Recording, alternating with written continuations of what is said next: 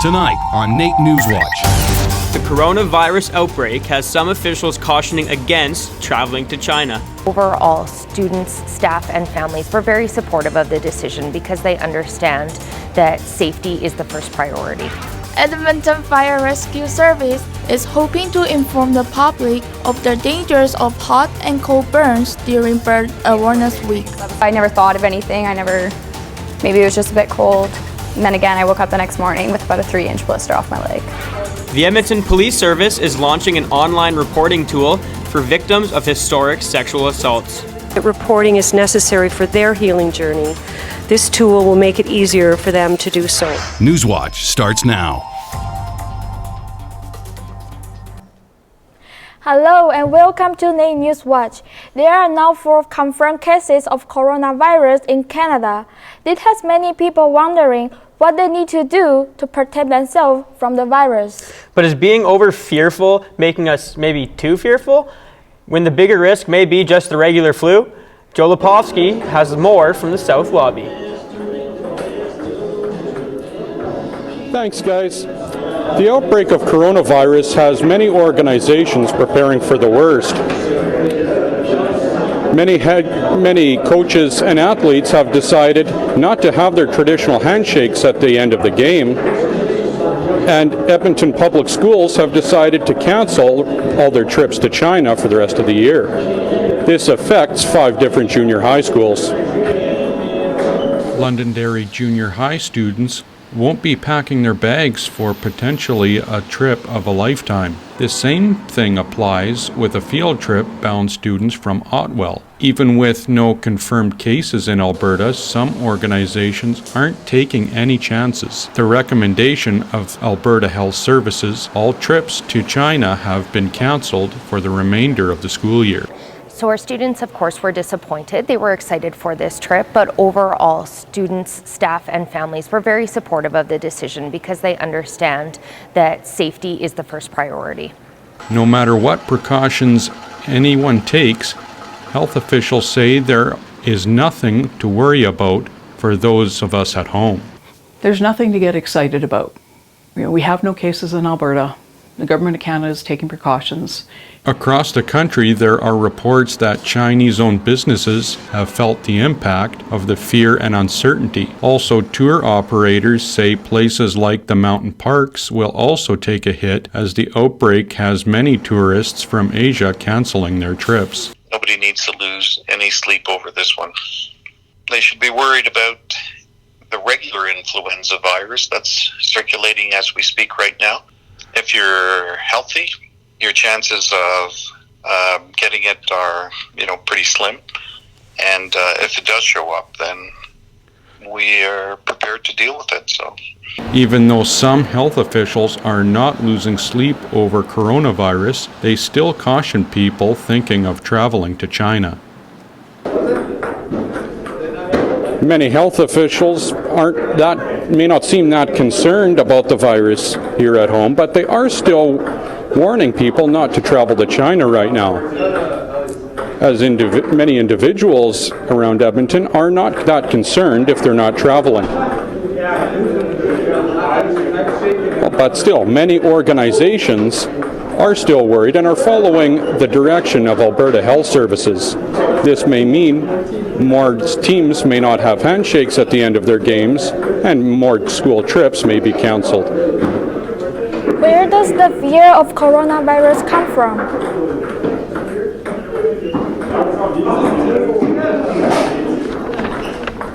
The fears come from the symptoms, and they're very similar to a cold or vomiting, which include fever, and many hospitals are actually equipped to deal with this issue. If anything, Joe, what more is the Canadian government doing to keep the virus contained?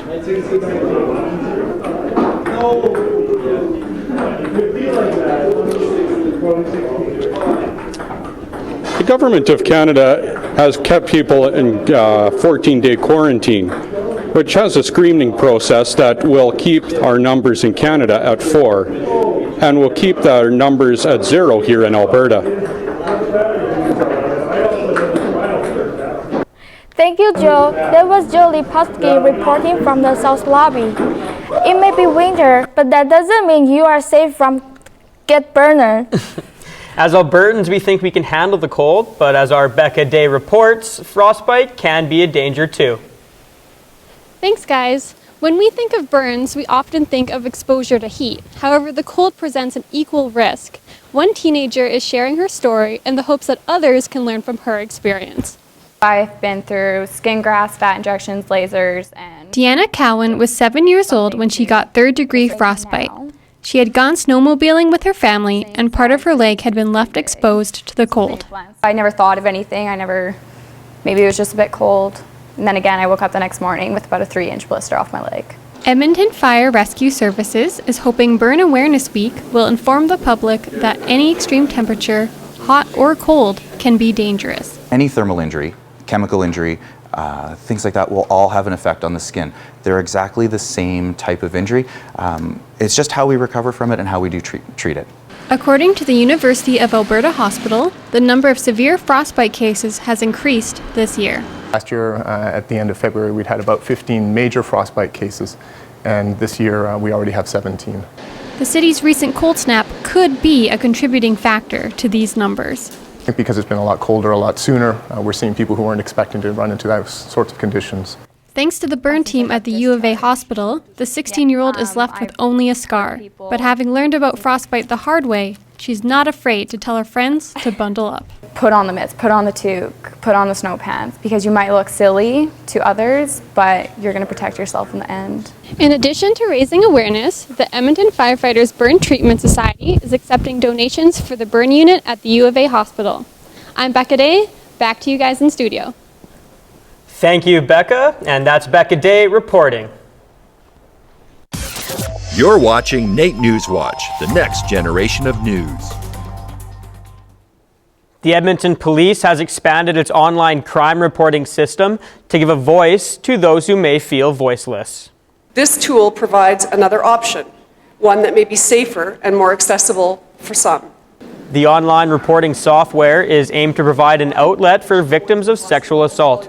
EPS knows it is not easy to come forward about such a personal experience and hopes that the web-based system encourages more victims to speak out.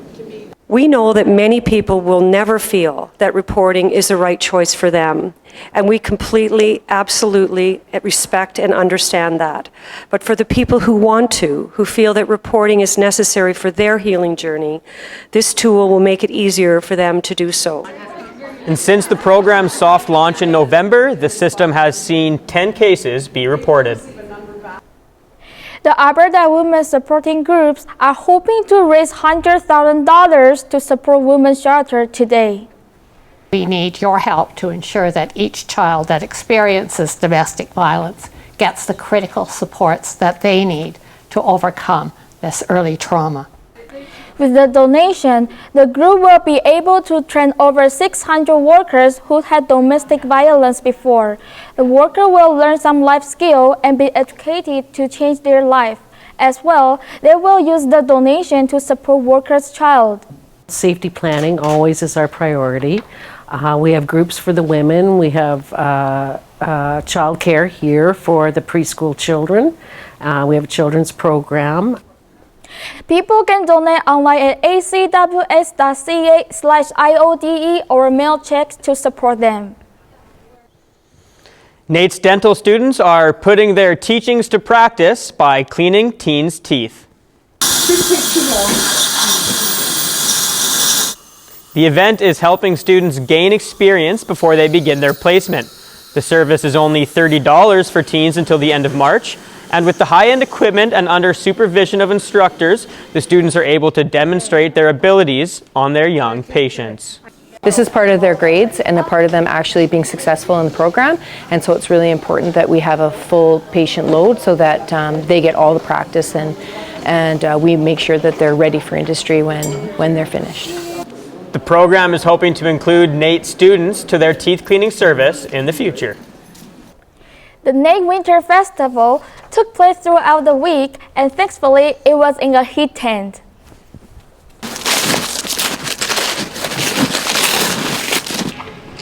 Throughout the weeks, the festival had many activities, including snowshoeing and a craft station to paint talking sticks, while also having different snacks and hot drinks. The main purpose of the festival was to get students familiar with Canadian culture they may not already be familiar with. So this is one of the Canadian things which we are trying to, take it to people, like they can try how to snowshoe and how it feels, get that feeling. Because now not a lot of people have tried this, and we just thought like it would be a good way to, get the people to know the Canadian culture. The Winter Festival was considered a success for NAIT, and they hope to build up on it next year. The City of Edmonton has launched a new physical activity and wellness plan to encourage Edmontonians to get out and live active.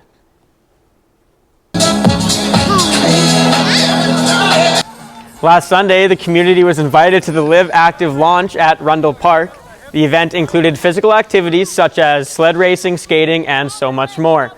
Councillor Tim Cartmel knows staying active is tough, but the city has the resources regardless of the conditions. And really what we're about is trying to ensure that the people of Edmonton know that we have all of these wonderful facilities, but more than that, we have all kinds of opportunities to get involved, whether it's in the winter or summer, indoors or outdoors. Cartmel says while this event is currently only annually, he hopes they can do this monthly, giving Edmontonians an opportunity to live active. Gaming, chatting, and socializing, Edmonton seniors are ready for Valentine's Day this year. Over 20 volunteers went to Capitol Care on Tuesday for a game night with the residents. The event was designed to bring a smile to the seniors' face in advance of the Valentine's Day. There were a selection of games they could enjoy, such as Blackjack and Wheel of Fortune. It's really nice for them to have students, different people than they see day to day coming. And again, it's that whole novelty factor. It gives them something different to think about for an hour or two. The Capitol Care said they hope they can have more events with NAIT in the future. Coming out after the break, we take a look at student counseling at NAIT.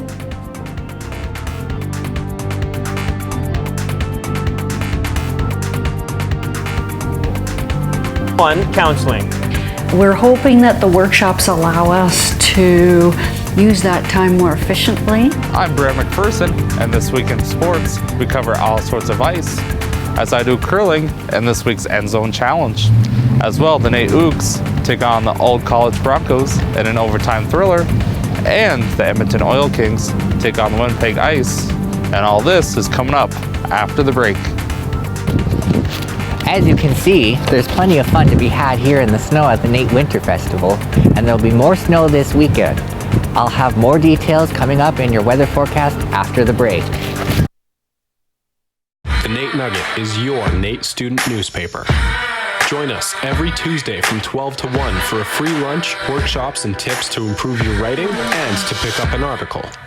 You'll get paid up to $15 for every article that you write. Join us in room E102 or come say hi at our new office in O105. The NAIT Nugget.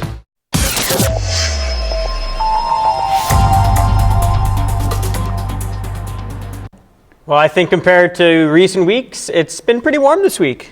Hopefully it stays warm next week. Let's check in with Vincent Papugais for the weather. Thanks, guys. It might be warm now, but I wouldn't get too comfortable just yet.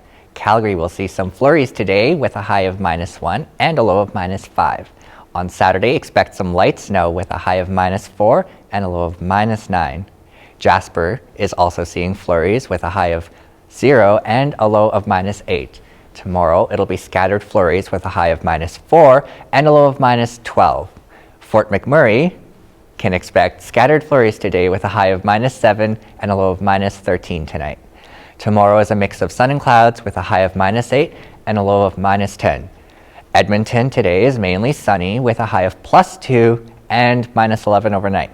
Tomorrow, it will be a mix of sun and clouds with a high of -6 and a low of -10. Going into next week, though, it'll get colder, so be prepared with your winter ponchos, folks. Edmonton averages at about a high of -3 and a low of -13. Edmonton's record high was +5 in the year 2000, and the record low was -27 in 2017. I'm Vincent Papaquash, and that's been this week's weather report. NewsWatch Weather is brought to you by NR92, the station for the students. Stress and depression are on the rise among the students. But a new program developed by NAIT Student Wellness Department is hoping to change just that.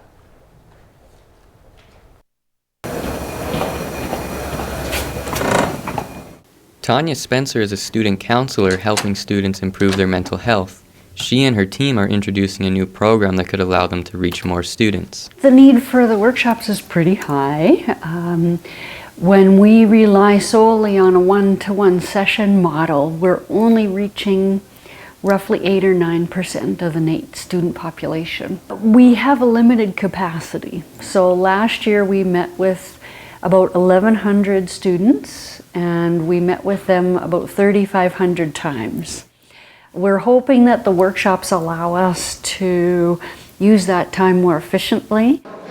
NAIT's counseling service currently offers multiple one-hour workshops throughout the semester on stress management, relationship, loneliness, grief and loss, increasing confidence, but counselors are also very open to student suggestions. I think that a good addition would be self-harm and self-deprecation. That also ties in with the self-confidence, but I know that a lot of people with the stress start thinking about darker thoughts and suicide, so I think a workshop on that specifically would be very beneficial. I think the biggest thing is a workshop on how to be okay and to be confident with not being okay. We feel that we do very good work in a one-to-one format, but having people together in a workshop allows people to realize that they're not the only ones having difficulties in these areas. Tanya and her team are hopeful for a good turnout and would be eager to expand the program by offering more variety in the future, should students want it. For NAIT NewsWatch, I'm Brandon Subchishin. The NAIT women hockey teams look to gain ground in the ACAC standing and snap a losing streak.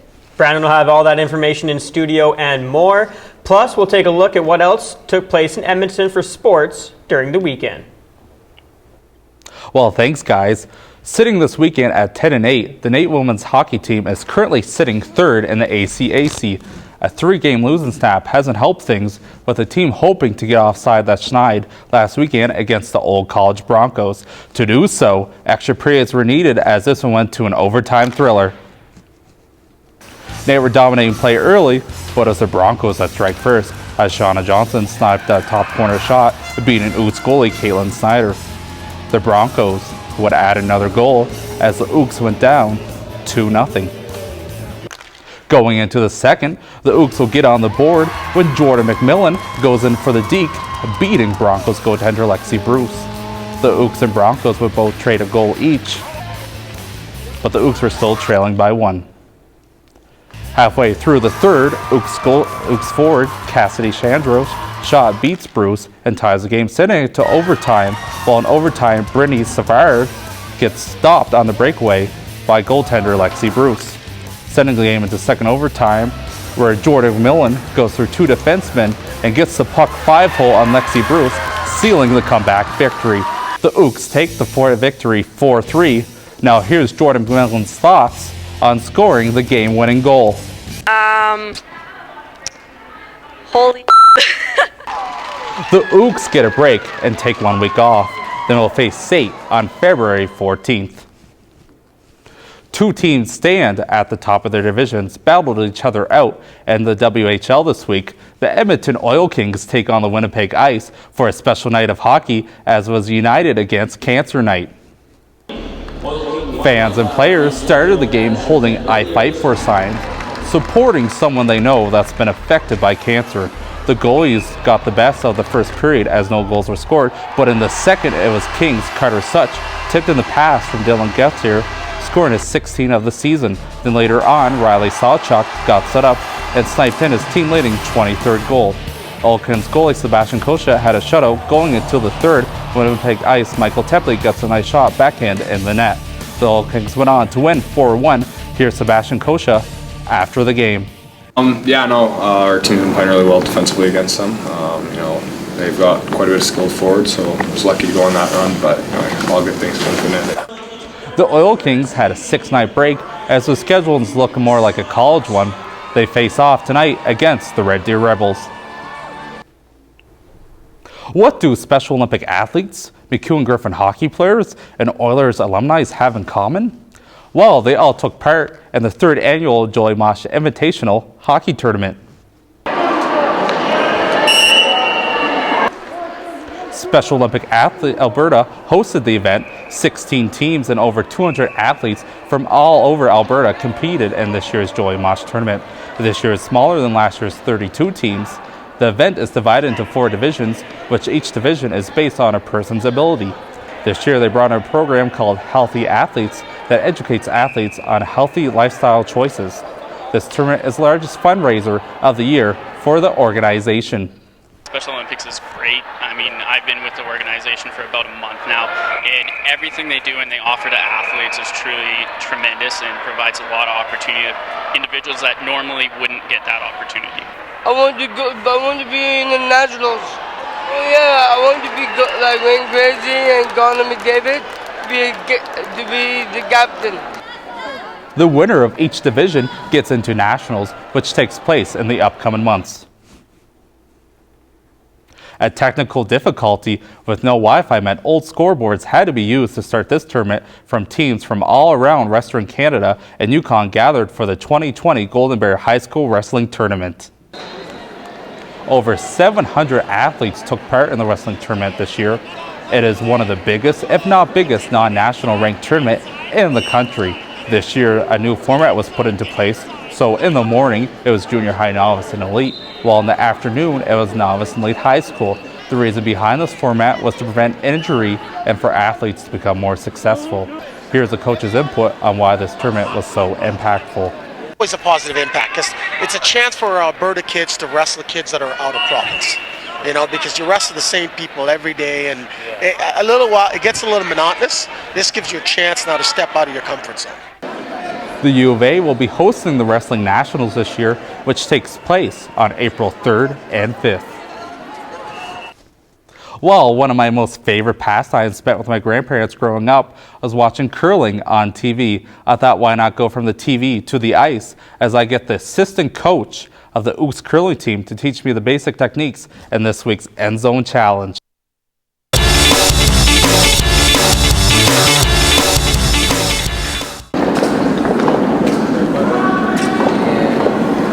I was lucky enough to get NAIT assistant coach Carl, who has over 40 years of curling experience, to teach me some basic techniques. First off, I had to get the slider on my foot, then I was good to go on the ice.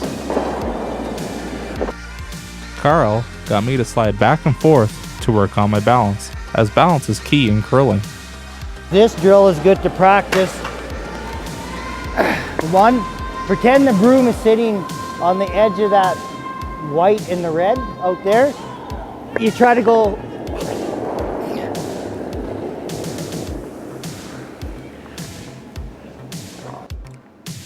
The key is to keep your left foot between the rocks and keep your head up. Where's my broom? Alongside the center. After practicing a lot, I was ready to throw the rock. The one you push goes right behind you. This foot with the slider should be right in the middle of your body. Pretend you look down there, right? And you pretend there's someone there with a broom. So you see the edge of that blue? Yeah. Try to use that edge of the blue as your target. That's the bullseye. Yeah. Pretend someone's there. You gotta throw that at that target.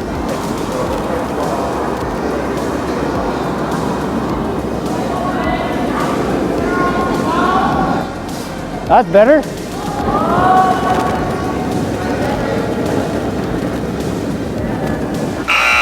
Did I fall down? Why, yes, a bunch of times. Well, Brandon, after you got that sliding slipper on, it looked like you had yourself a pretty good time. I got to ask, though, what is the hardest part of curling? Oh, the hardest part, Dalen, is keeping your balance. Because as soon as I got there, Carl was like, "You're going to fall." And I'm like, "I know.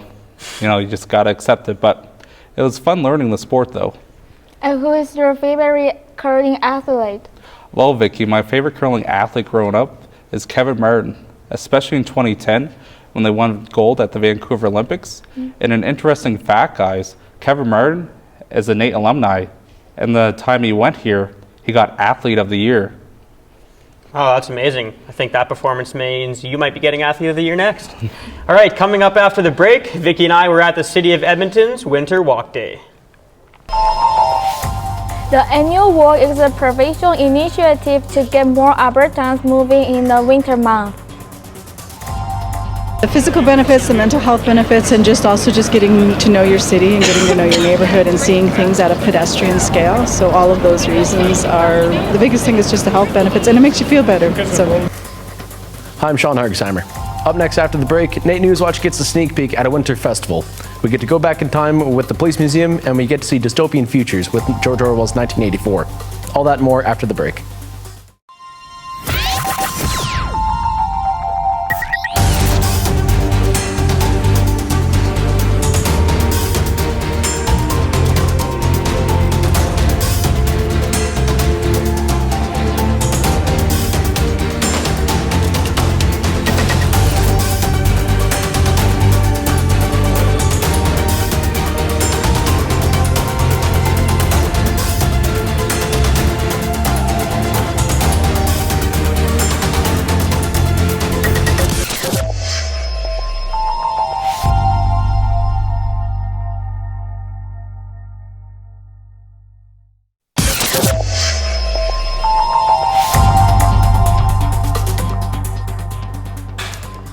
This week, Vicky and I went down to Churchill Square to do some good for our health.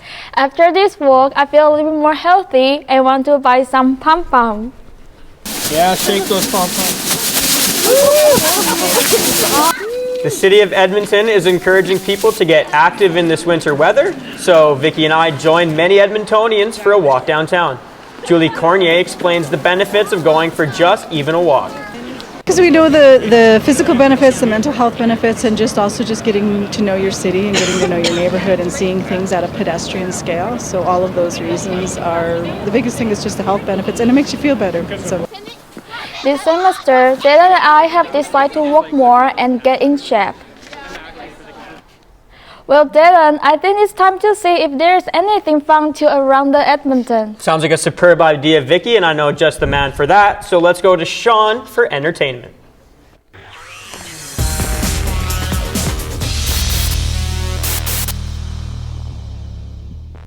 Thanks, guys. If you're already starting to miss the once beautiful winter wonderland, have no fear. For the Silver Skate Festival starts this week at Hawrelak Park, bringing together some of the best things about winter for all to enjoy.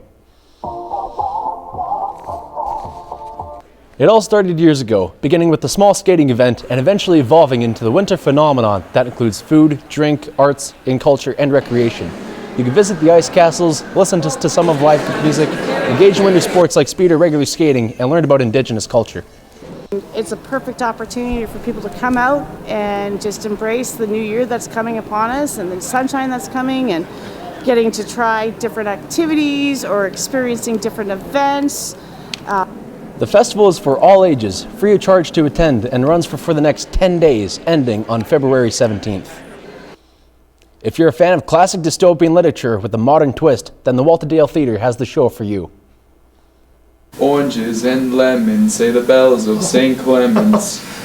George Orwell's 1984 brings you the tale of Winston Smith and his experience with humanity's horrid fate under the infinite watch of Big Brother. You follow Winston as he struggles for scraps of love and freedom despite them being criminalized by the state. We are making it a 2020 version of 1984. So the work environment, we have it being a stand-up desk, we have it being tablets, we have an iPhone in the story as well. So to kind of bring it not a period piece to 1984, but that bordering between current and a past and a utopian future. Tickets are sold at the door. Adult tickets selling for $20 and $18 for seniors. If you're a local history fan looking to fill a weekend, a museum in St. Albert has a new exhibit that will tickle your fancy. The museum uses borrowed artifacts from the Edmonton Police Service to show examples of how Indigenous people lawfully managed themselves and the cultural evolution of policing in areas around St. Albert, Edmonton, and Fort Saskatchewan. It included the birth of the Northwest Mounted Police, as well as the Alberta Provincial and the Royal Canadian Mounted Police. So it's just really interesting for people to understand the variety of forces that served here and how everyone worked together to keep the peace. The Keeping the Peace exhibit is free of charge to attend, but you have the option to donate to their archives. The exhibit is open until April 26th. Everyone's favorite chili cheese dog loving hedgehog has been remodeled and is ready to dash into theaters for a silver screen debut. I'm Sonic, a little ball of super energy in an extremely handsome package. Sonic the Hedgehog is from another world, coming to Earth to escape evil forces that seek to harness his power of super speed. After causing a major power outage and hiding out in the town of Green Hills, Sonic is targeted by the government, who hire the evil robot scientist, Dr. Robotnik, played by Jim Carrey, to hunt Sonic down. While on the run, Sonic befriends Green Hills Sheriff Tom Wachowski, played by James Marsden. Together, the two evade capture, collect Sonic's rings, and attempt to stop Dr. Robotnik from using Sonic's powers for world domination. Sonic dashes into theaters on February 14th. And that's all I've got for entertainment. I'm Sean Argsheimer. Well, Sean, I guess I am pretty interested if Sonic can stop the Doctor. Thank you so much, and that's been this week's NAIT NewsWatch. Thanks for watching. We will see you next week.